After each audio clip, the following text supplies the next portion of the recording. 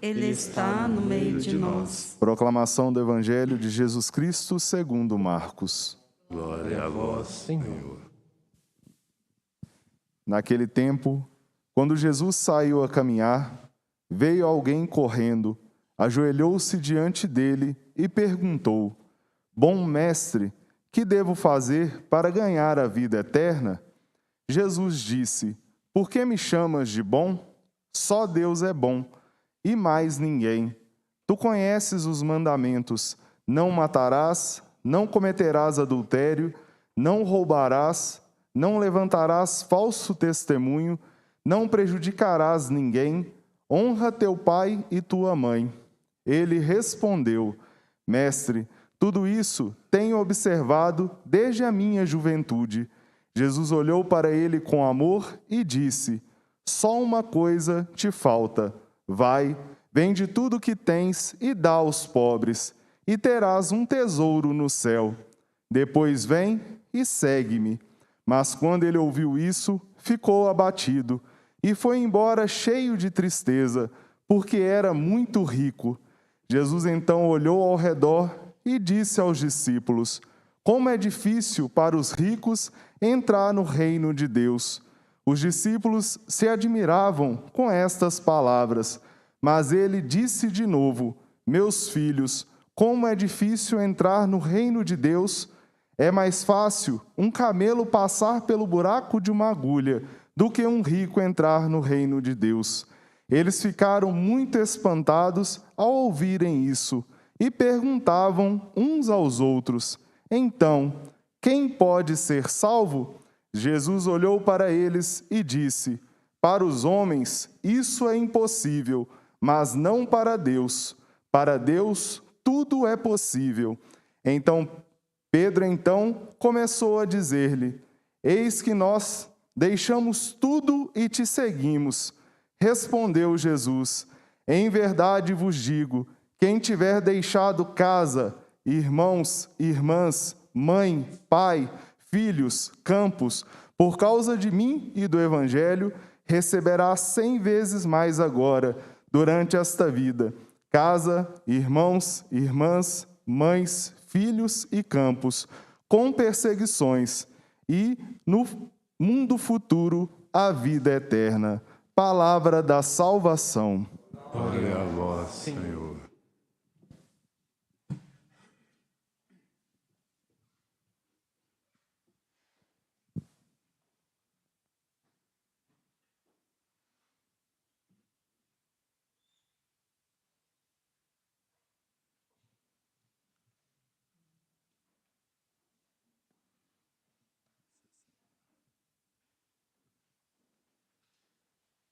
Saúde e paz, amados e amadas de Deus.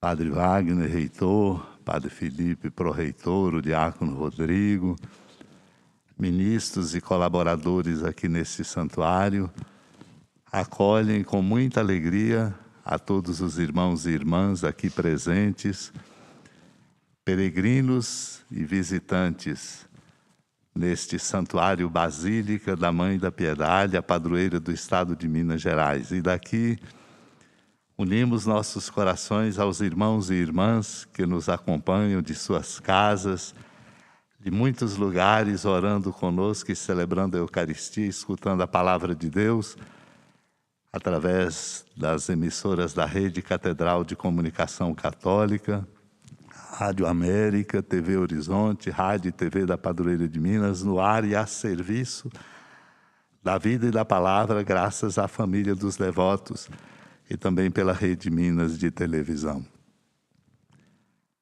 Daqui hoje queremos unir nossos corações deste santuário Basílica da Padroeira do Estado de Minas Gerais ao santuário Basílica Nacional, às vésperas de celebrarmos a festa da padroeira do Brasil, a Mãe Aparecida.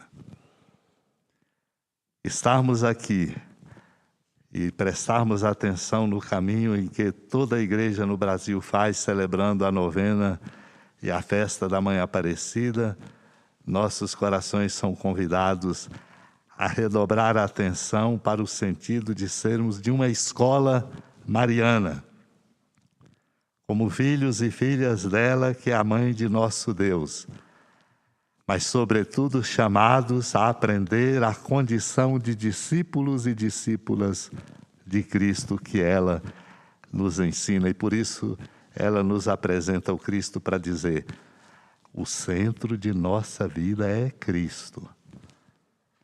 Se não for Cristo, perdemos o rumo. Se o centro da nossa vida diária e as moções do nosso coração e aquilo que a nossa mente programa, se não for Cristo, ficamos sem alicerce.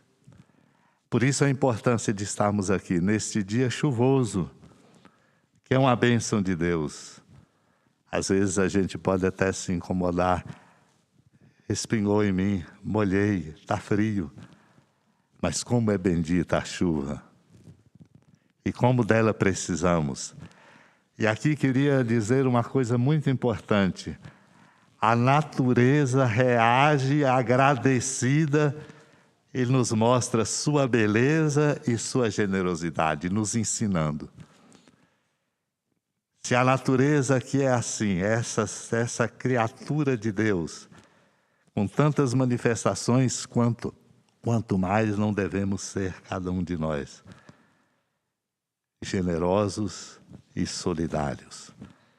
Este é um tempo bonito, da chuva que cai, que ela venha mansa e inunde, encharcando os corações e a nossa vida, para aprendermos que precisamos ser generosos.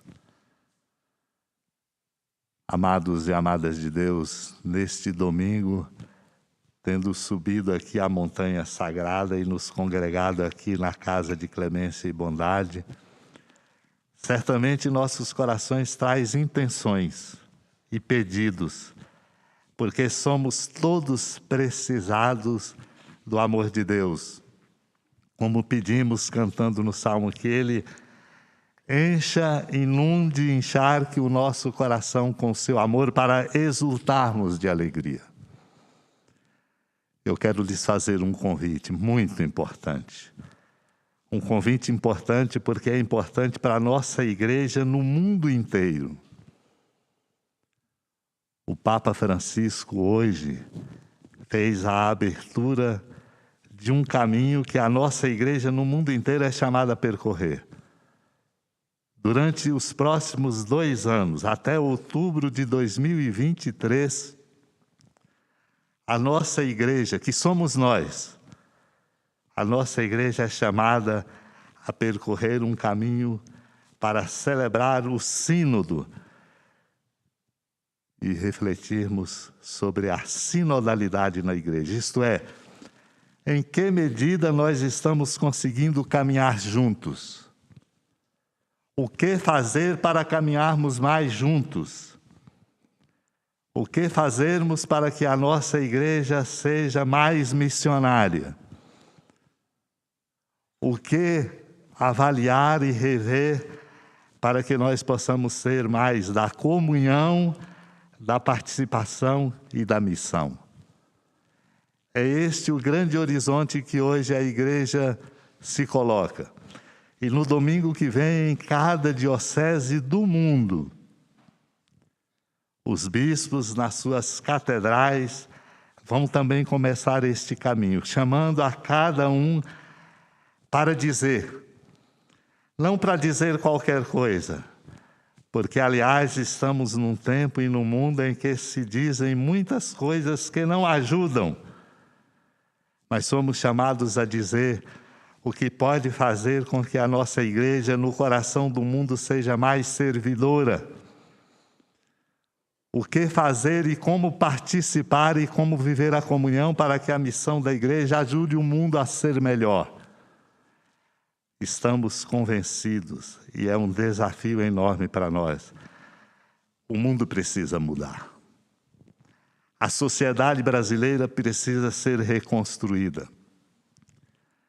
Nós temos que qualificar a nossa cidadania. E a nossa igreja, que somos nós, tem uma contribuição a dar importantíssima. Uma contribuição que não pode ser dada só por alguns, pelos bispos, pelos padres, por alguns ministros, mas essa contribuição precisa ser dada por todos. Por isso estamos abrindo hoje o sínodo, pensando o caminho da igreja como caminhar juntos, de modo que todos nós possamos ajudar a igreja a ser mais missionária. Nas riquezas do que vamos refletir e somos desafiados, o Papa Francisco nos convida, como a nossa igreja tem nos convidado, a pensar o papel das mulheres, a importância das mulheres e dos jovens, e assim trazer muitos temas para que nós possamos, iluminados pela força do Espírito Santo, encontrar novos caminhos e dar novas respostas. Por isso eu quis vir aqui, para dizer ao coração de nossa igreja, ao coração da igreja no Brasil, que estamos em sintonia com o Papa Francisco e dispostos a fazer este caminho como experiência de comunhão, de participação e de diálogo para fortalecer a missão. Prestem atenção no que vai acontecendo nos próximos 2 anos. Participe e contribua da sua comunidade de fé. Precisamos encontrar novos modos para que a nossa igreja instaure uma grande reação missionária no coração do mundo e possamos contribuir de modo decisivo para um novo tempo enquanto caminhamos para o reino definitivo. Vamos acompanhar com nossa contribuição, com a nossa prece, com a nossa oração e com a nossa redobrada atenção para o que vai acontecendo de agora em diante com a nossa igreja. E procurar saber como eu posso dar a minha sugestão. O que vejo, como vejo, de maneira séria, bonita, porque a nossa igreja é a nossa mãe e é a nossa casa. É tempo de a gente amar de verdade a nossa igreja católica e qualificá-la na sua missão através do nosso testemunho e da nossa presença e da nossa colaboração. Sobretudo proclamando a palavra de Deus. É hora de inaugurarmos com a tradição e com as riquezas inesgotáveis que a nossa igreja tem nesses seus mais 2.000 anos de existência, é hora de novas respostas. Estamos juntos. Quando escutarem a palavra sínodo, lembrem-se, caminhar juntos é o convite, para que nós, como igreja, possamos dar testemunho da fé e fazer com que o nosso testemunho de fé se desdobre na força do amor de Deus. Por isso, precisamos ser uma igreja que aceite participar deste diálogo que a palavra de Deus hoje nos traz, no caminho da formação do discipulado daqueles que Jesus tinha escolhido. É o que nos conta o capítulo 10 do Evangelho de Marcos. A caminho, alguém se aproxima de Jesus e pergunta: que devo fazer para ganhar a vida eterna? Ele abre um diálogo com Cristo. Um diálogo que depois repercute no meio dos discípulos, porque logo Pedro pergunta: e nós que deixamos tudo, vamos ganhar o quê? O diálogo que Jesus estabelece com aquele jovem e que repercute no coração dos discípulos toca as lógicas e os critérios que regem nossa vida. O evangelista conta que Jesus, ao responder à pergunta que lhes fora feita, o que devo fazer para ganhar a vida eterna, lembra os mandamentos.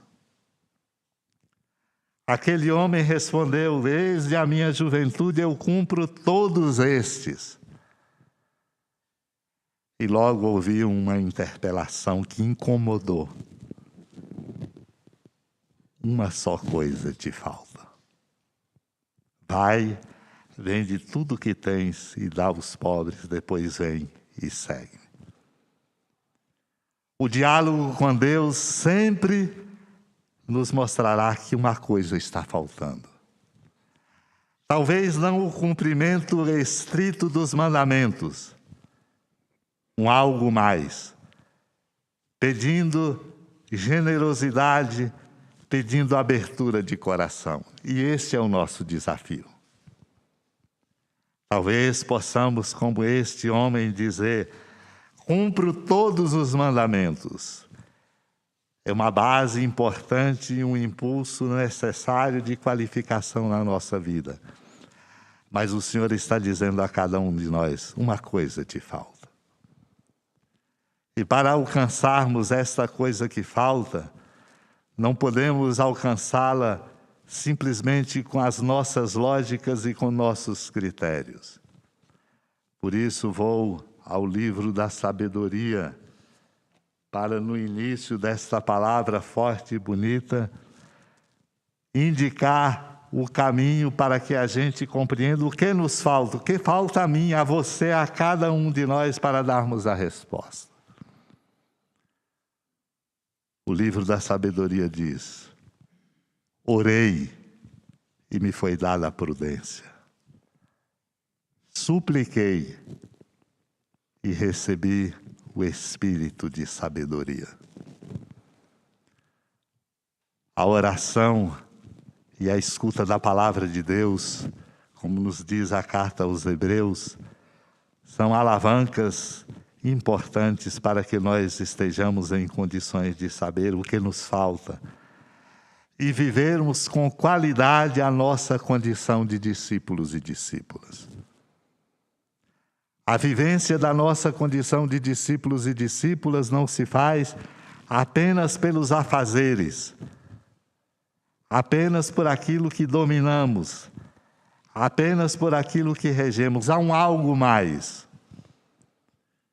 É a sabedoria de Deus plantada em nossos corações. Por isso, amados e amadas de Deus, a igreja, ao fazer este caminho preparatório para o sínodo, com uma grande escuta, despertando-nos para o caminhar juntos, não está tão simplesmente querendo ver algumas coisas como são feitas e como devem melhor serem feitas. É um algo mais. É para encontrarmos o caminho de devolver ao coração de cada discípulo e discípula o espírito de oração e o espírito de escuta da palavra de Deus. Só seremos capazes de responder o que nos falta e ter coragem e não partir entristecido porque apegado às riquezas como aquele homem que dialogava com Jesus.